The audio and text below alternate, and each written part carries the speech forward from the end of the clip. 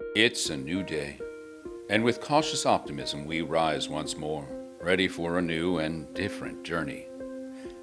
I'm Jeff Oppenheim, filmmaker, content creator, digital journalist, and storyteller, inviting you to join me for tomorrow's journey.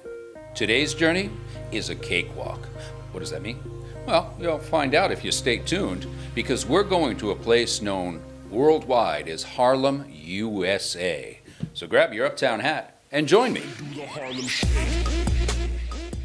In our last journey, I took you back to my old hood, the streets of my childhood, Chelsea and the meatpacking district.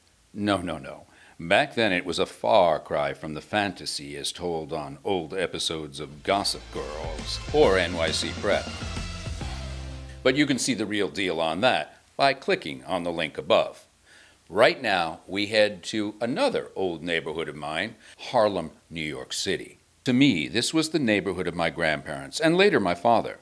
It was the beat my godmother worked as a social worker, in fact, often getting called out as a high yella.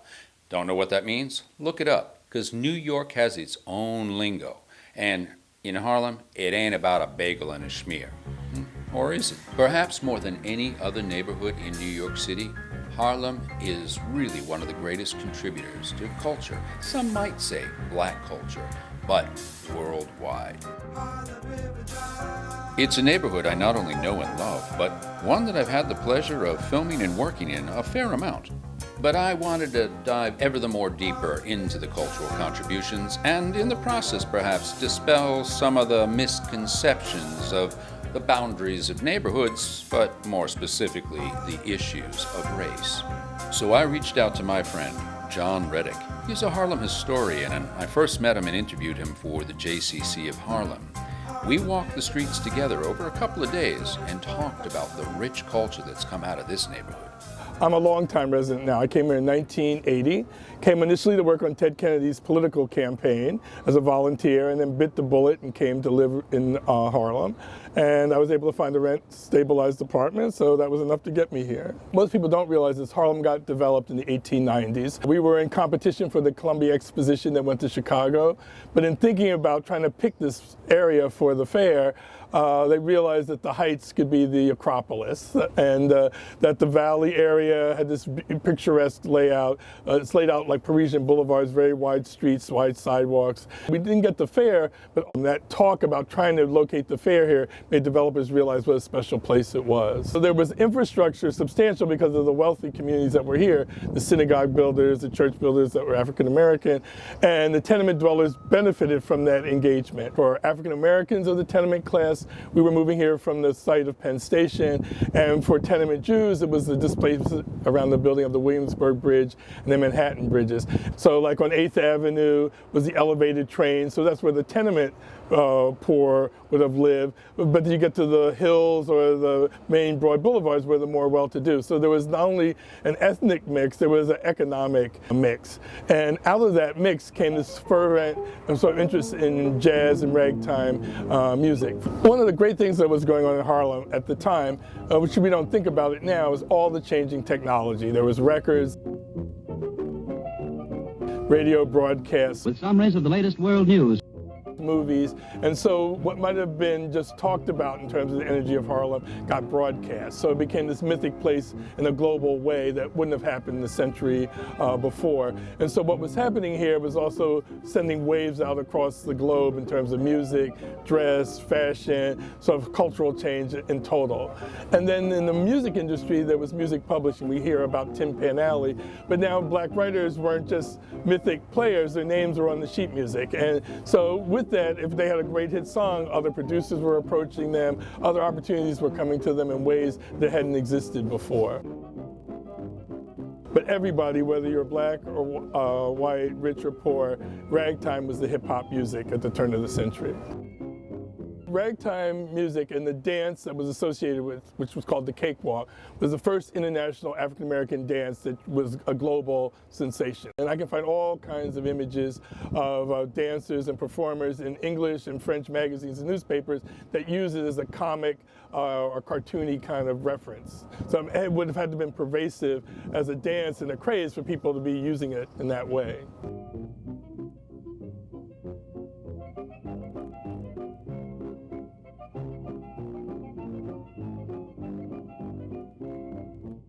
The biggest show that we could talk about that I would say had the most influence was a show called In Dahomey. And the producers of that show were Hertog and Seaman, who were the lease tenants for the Apollo Theater. It was their 20-year lease that allowed for the building of the Apollo Theater, which initially was called Hertog and Seaman's Burlesque House. But in the show, In Dahomey, they're riffing off of the Dahomey villagers that were part of the Columbia Exposition. And there's a song called In Dahomey in Showboat that actually goes back and references this early period. So Will Marion Cook and those players who are writing for In Dahomey, you can hear the rhythms in Showboat. They're a direct link to that early ragtime period music.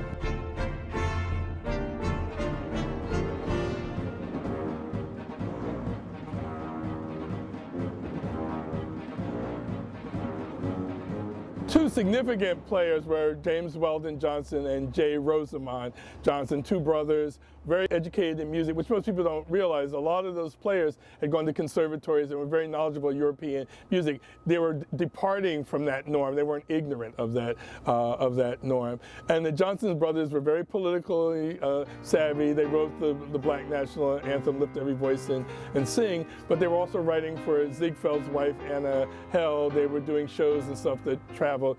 And I begin all my lectures with this film clip of Judy Garland performing the cakewalk dance and singing Under the Bamboo Tree, which was a composition of James Weldon Johnson.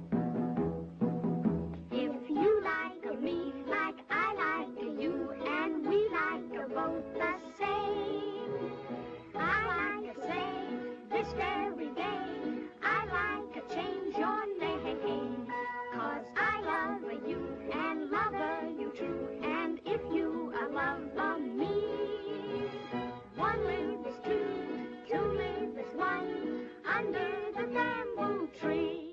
Everyone would know Gershwin, but everyone might not know that he was a great fan of James Reese Europe and some of these other players that were significant in the black community, but the innovation that they were bringing to music, these people were really interested in it. And so someone like Dvorak, who comes to America, they think about his contribution in the New World Symphony, but he got all that music, particularly the intonations of the black culture, from people like Will Marion Cook, Harry Burleigh, who codified the spirituals. And so what you see coming into shows like Showboat and Porgy and Bess all were incubated in these relationships between black and Jewish composers. By the Second World War, and even in the First World War, James Reese Europe had written a lot of this music, dance music, the foxtrot. He was the orchestra leader for Irene and Vernon Castle, introducing those early dance rhythms, but he also was the head of the regiment band. He was a fighter in the war and the head of the Harlem Hellfighters regiment band. And so they introduced jazz music to Europe. So they come back from that war not only with the valor of the war, the croix de guerre coming back to America, but also the rhythms of the time. And he really tries to use that. He dies not long after the war, but he really organizes the musicians and uses that valor. They would play in their uniforms, everything to remind people of their significance.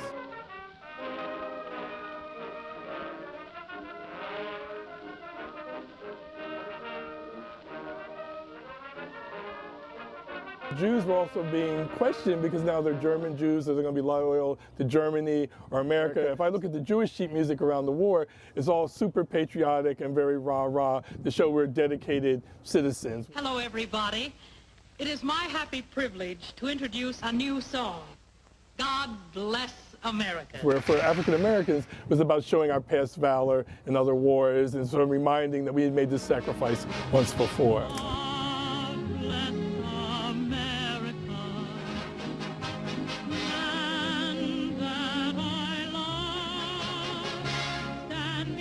Wars are always a way of pushing forward. If you're a citizen of America and you're not getting all the rights you feel you deserve as a citizen, and you sacrifice your son, you don't come back and want to be a second-class citizen. And so after every war, there's a great push. And each generation, what I say, has their own lingo. When I listen to Motown music, I don't just hear the music.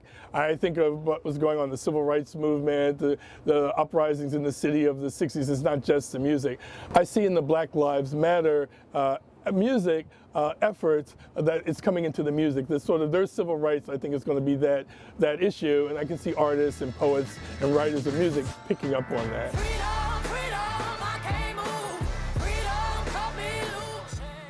If I look at Harlem and the figures that most influenced me, I have to say it's Langston Hughes. I feel he wrote a poem, I've Known Rivers, Ancient Rivers, where he compares the Mississippi and the Congo to the Euphrates and the Nile, that his culture is as rich in history as these other places that we're always indoctrinated about, and he never wavered from it. He wrote that as a teenager, and he never wavered from that. If he was speaking of and for his people, that was his reward. And so that's my mantra.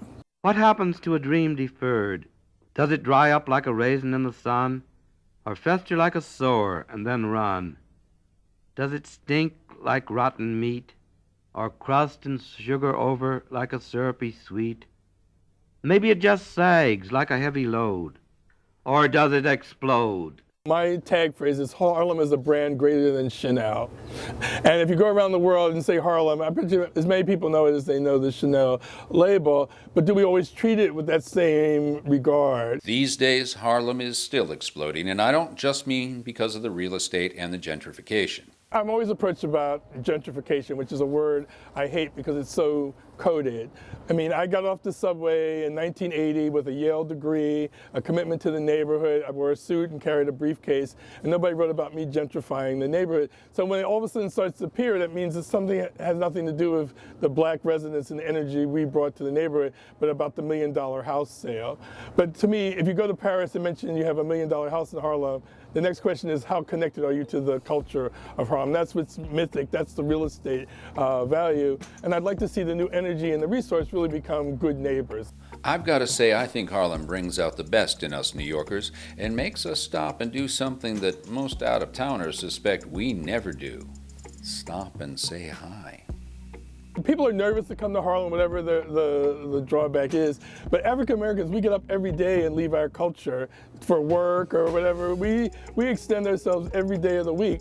So I ask people to do the same. It's like, even if you're going to feel uncomfortable, I don't think, there's places I go every day where I know the greeting, I have to stand up a little straighter, do something to pass the code of conduct other places. Why can't people make that adjustment to come into the African American neighborhood? Be part of the community. Be present, as John says. And in fact, right here on Tomorrow's Journey, you can be part of our community as well. It's as simple as saying hi in the comments section below. Like, real easy, one click away. Or share this episode and others with a friend. Maybe if you're planning a visit to Harlem, this would be the perfect thing to send a friend to say, hey, learn some new things today from this guy, Jeff Oppenheim. Make sure you subscribe too, because then you'll learn about any time we post a new video. And we post them pretty much weekly. So I hope you'll join our community right here and stay in touch. Until the next time, stay safe, stay well, and keep saying hi.